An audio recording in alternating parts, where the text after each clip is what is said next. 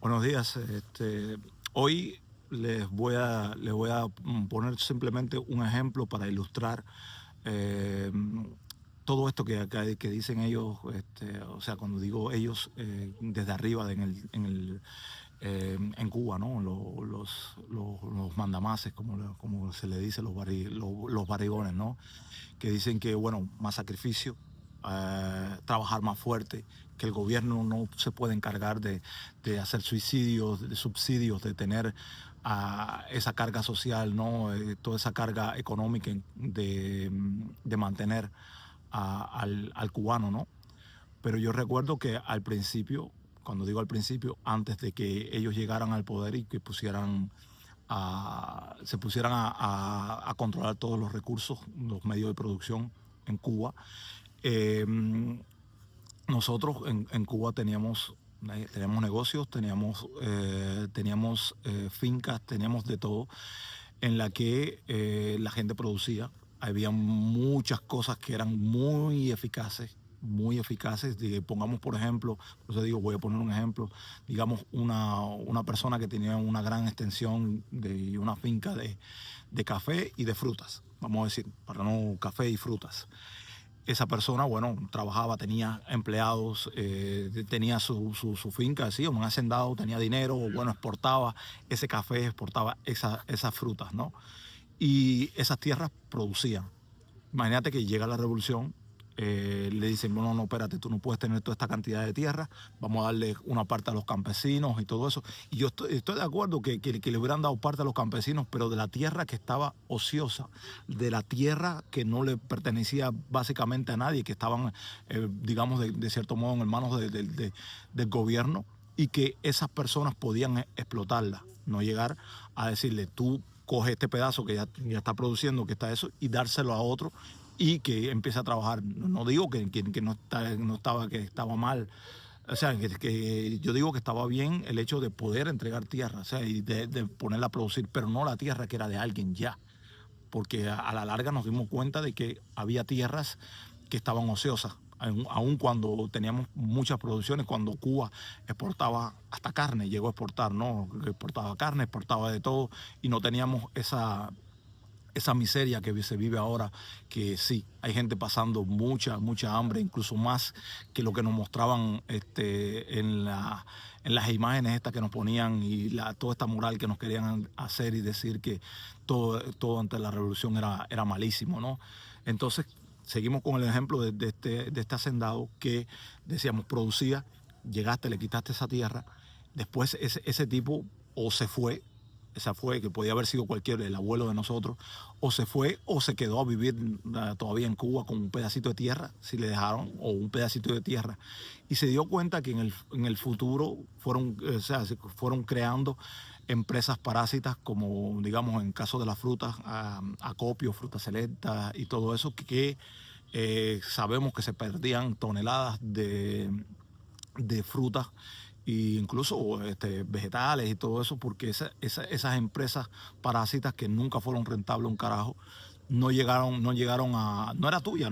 Y cuando tú no tienes sentido de pertenencia, era decir, tenemos un jefe ahí que si pasa cualquier cosa, de todas formas, él, ¿qué van a hacer? Lo van a votar y no va a producir, no va a pasar nada. Pero cuando la tierra es tuya, tú tienes más sentido de pertenencia, tú la cuidas y tú vas a tratar de ser rentable y de producir. Entonces, ese señor ve, como dice, bueno, toda esta tierra que estaba aquí, que producía, lo pasaron a manos de cooperativas o de gente que no se ocupó como es de esas tierras, y viste como esas tierras se fueron llenando de hierba, de marabú, y fueron perdiéndose, ¿no? Hasta un punto de que ya todo eso, todo lo que se producía, toda la comida, toda esa economía que generaba esa tierra que él tenía, que tenía empleados que funcionaban, eh, se fue perdiendo, ¿no? Entonces, de cierto modo, fuiste desbaratando poco a poco eso. Pongo un ejemplo solamente en esa finca, pero así lo fueron haciendo en los servicios, en todo lo que es inmobiliario, y todo eso se fue pudriendo, se fue deshojando todo ese sistema, toda esa infraestructura, y se fue como diluyendo todo esa economía que generaba, y por supuesto la desmotivación, la gente que se iba y todo eso, y te das cuenta de que, digamos, yo que el señor que tenía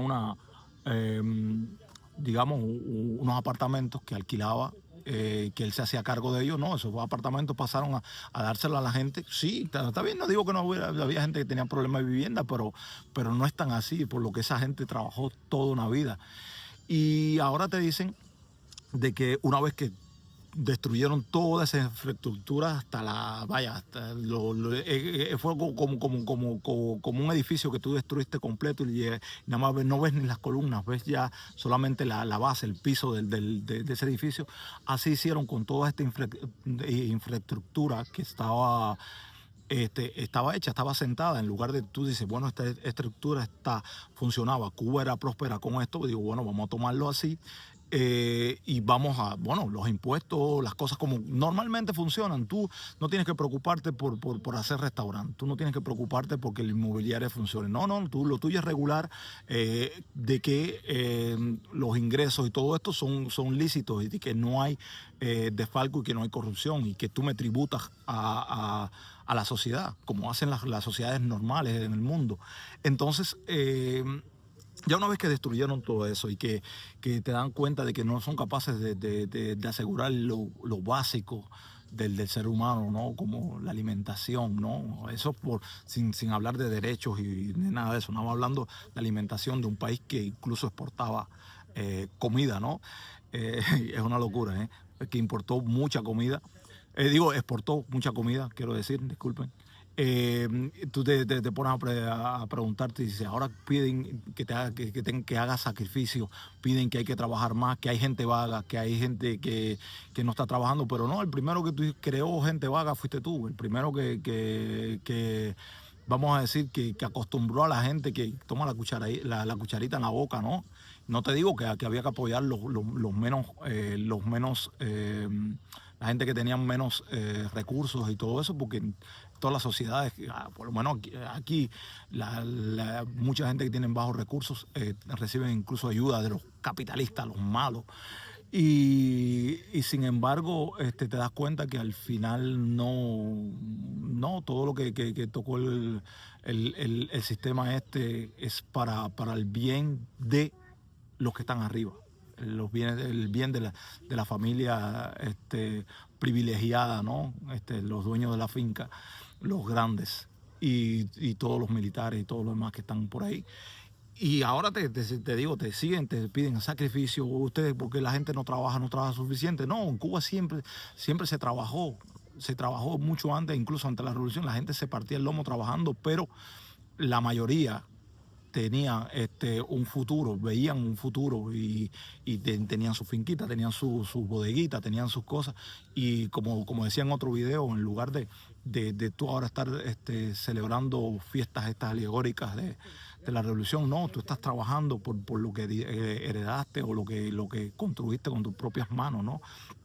Y es lo que te digo, sacrificio, sacrificio, sacrificio. Eso es lo que siempre te pedían.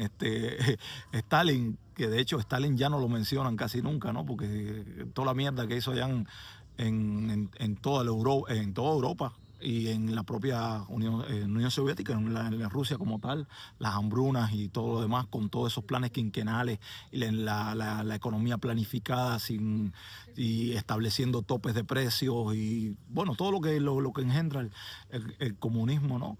Que nos dimos cuenta que no funciona en un carajo. Entonces, esta gente acá en Cuba tratan de ahora decir, no, señores, hay que sacrificarse, hay que, mm, hay que trabajar más fuerte. No, si todas las generaciones, cuántas generaciones no se jodieron, ¿no?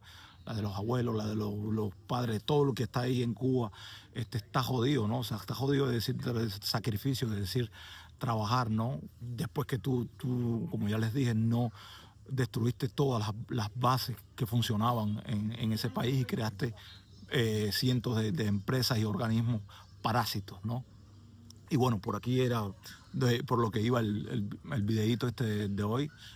Como siempre, cuando tengo algún tiempo y algo que me toque, o sea, que crea que debo expresar, soltarlo un poco, que me hace bien la verdad.